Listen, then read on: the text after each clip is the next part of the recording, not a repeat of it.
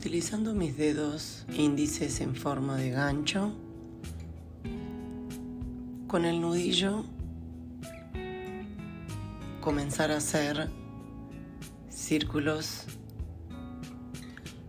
en la zona del músculo esternocleidomastoideo